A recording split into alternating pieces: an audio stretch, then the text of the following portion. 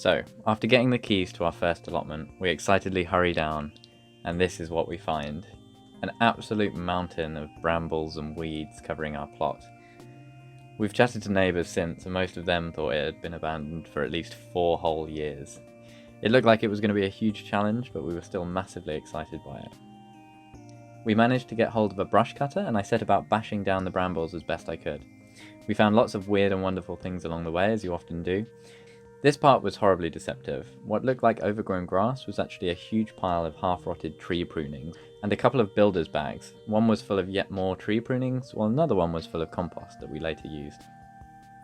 So after a few fires, and taking down that shed which looked like it might blow away in the next storm, we had some space to work with, and set about preparing the ground and starting digging. It turned out clearance was the easy bit. The digging was hell, and it took an age. Those bramble roots went extremely deep. And once it finally looked like I was getting away from the brambles and towards the grasses, which must have been easier, I discovered that this part of the plot was covered either in plastic membrane, which was buried underneath the soil, or carpet, which had been laid over the top, both of which had weeds growing right through, completely entwined. But that was back in November. Let's see how the plot looks 4 months later, in March. So I thought I'd start with a super quick tour of the allotment and what's here at the moment. We've got 1, 2, 3, 4, 5. The 5th bed up there isn't quite covered over. But we do have 5 pretty decently sized beds ready to start planting stuff into. I'm trialling a no-dig bed. Ground underneath has not been dug over. It was quite similar to this one, so it had a kind of, I think the carpet was rolled all the way out to here, and I've basically just been able to source a load of compost and put that straight over the top. The good news is that there's not really many weeds coming through. One of the important things about no dig is that you source good compost where the seeds can't grow, so you can use the compost as a mulch. And the rest of the beds, however, much more conventional. So as you will have seen, this site was covered over pretty much entirely by bramble, and I had to dig it extremely deep, nice big trenching, and then a layer of compost over the top. And then I've just covered it over for winter with whatever I could find on the plot, really. As for the rest of the allotment, I've got my 2 kind of composting bays set up. I know they look a bit scraggly, but it's better than nothing. We inherited this shed, which is, it's a really good size.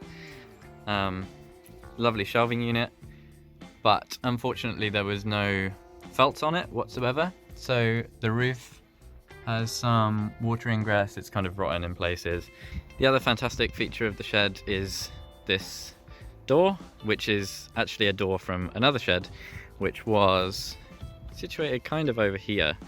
But the door that was fixed on this shed, unfortunately, had completely rotted away down the hinge side.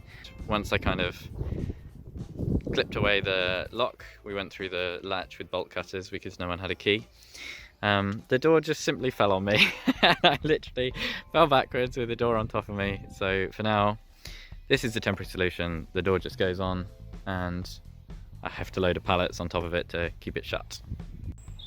So another slightly odd thing on the allotment at the moment is this collection of pretty pots and kind of garden plants. There's a real strange mix here as we just had to move house, and we've gone from a fairly nice house with a garden into a house that has no space for these plants. So there's some herbs and stuff that I've been growing.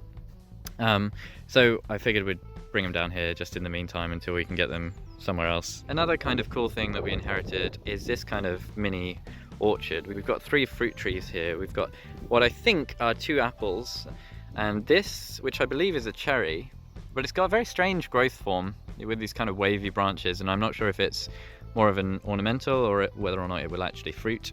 Now this greenhouse is fantastic. We were lucky enough to find it on Facebook Marketplace. There was a guy giving it away for free because he'd just moved into a house and he wasn't really interested in gardening.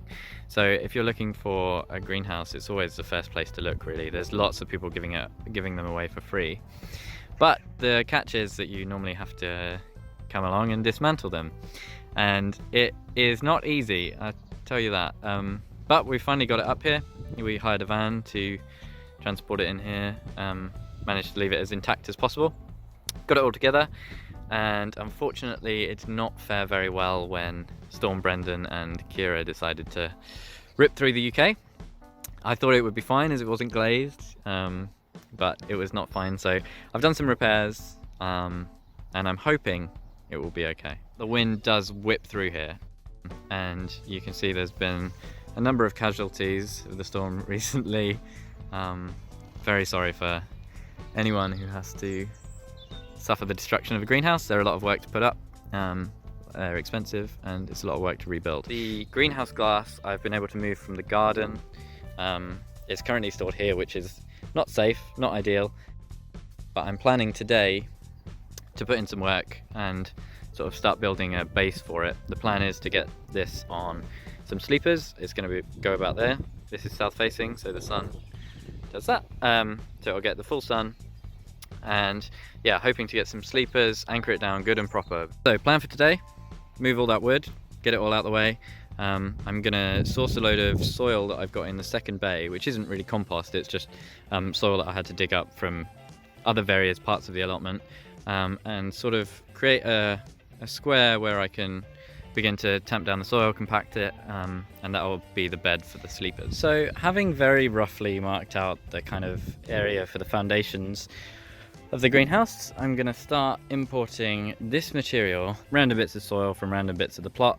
Oh my goodness, look at those! That is incredible. Very cool. And there's some more here, look at that. Big fan of fungi. I love it. So yeah, this material, it actually looks quite nice. So I don't really have a good idea of what the soil is like here. I know that we're kind of on a clay base, but in terms of like nutrient quality or what the guy who was here before me was doing with the soil, I'm not too sure. So it's going to be a kind of plant it and see. But this stuff does look quite nice, so we'll see. I don't know if you can see, the ground here is not very level at all. It kind of slopes upwards that way. So I'm kind of leaving that area and focusing mostly down here to raise this area up. The other reason I enjoyed the idea of kind of raising the foundations up slightly is that I presume it will be better for drainage. It will be slightly easier for water to run away from the sleepers instead of rotting them. I'll have to treat the sleepers with some kind of protectant, but yeah, hopefully I can put the sleepers on those, mix a few stones in, and my dear greenhouse won't blow away in the wind.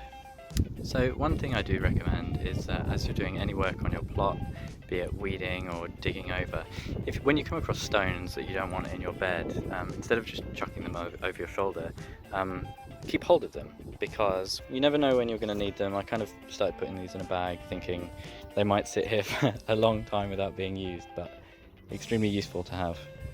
It's now super easy for me to scoop these into a container, into the wheelbarrow, line the kind of trench with them, and it should really help the drainage. So as you can see, I've just gone around the kind of outside of where I want these sleepers to go, laying down all the stones I collected. They're about a spade's width apart, as best I could manage. And I'm going to go back, get the spirit level, get more soil on this, and hopefully create a nice level base.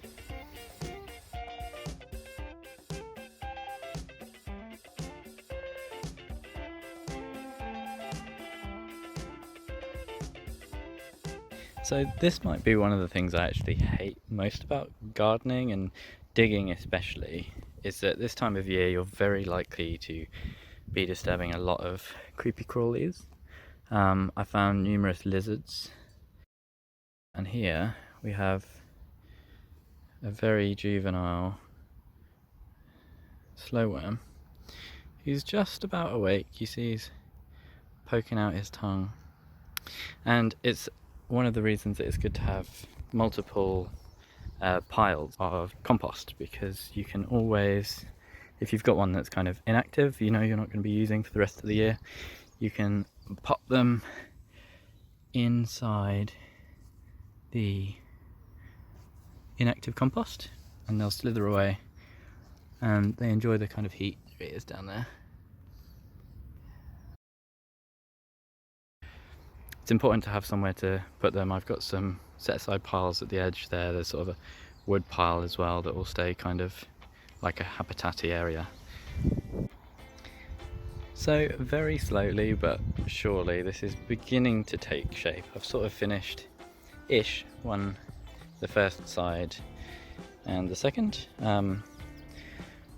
I guess it's important to note I'm not really striving for perfection, but it's looking pretty good. It's looking pretty level. So after a good 3 or 4 wheelbarrows, I've been able to create something that I'm broadly happy with. You get the spirit level on most of the corners and throughout the straights, and it's pretty much level. I'm not going to be putting the sleepers on it straight away. It'll be good to let it weather in a little bit, deal with some rain. Any areas that have shown their weakness through the rain is a good thing because it means I can just come and top it up. So I'm going to head back, take some of the potting soil with me from the shed, and finally, for the first time since I took on this allotment in October, finally start growing some things.